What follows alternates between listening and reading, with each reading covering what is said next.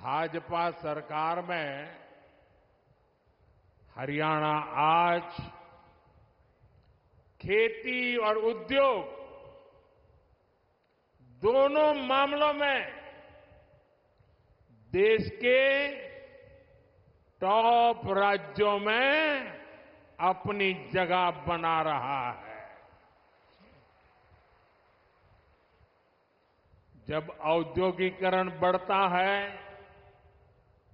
तो इसका सबसे अधिक फायदा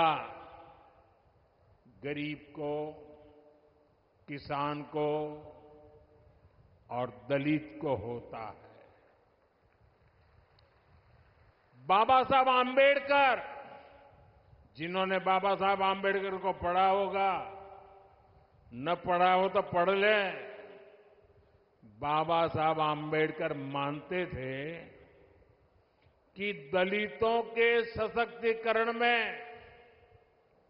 उद्योगों की बड़ी भूमिका होती है। वो देखते थे कि गरीब के पास, दलितों के पास, वंचितों के पास पर्याप्त जमीन नहीं होती। वो जानते थे बहुत से गरीब साथी भूमिहीन होते थे, खेत मजदूरी में अपनी जिंदगी काटते थे। इसलिए बाबा साहब कहते थे कि जब फैक्ट्रियां लगती है तो दलितों, वंचितों को अवसर मिलता है। इसलिए बाबा साहब दलितों से टेक्निकल स्किल सीखने के लिए कहते थे। भाजपा की नीति निर्णयों में, भाजपा के विचारों में आपको बाबा साहब की यही सोच दिखाई देगी। दलित और वंचित समाज को उद्योगों में अवसर देकर ही सच्चा सशक्तिकरण संभव है। साथियों, आज हमारे भारत में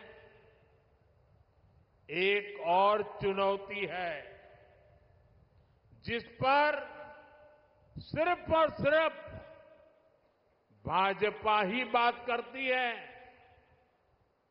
हमारे देश में खेत का साइज भी लगातार कम हो रहा है। जैसे जैसे परिवार बढ़ता है,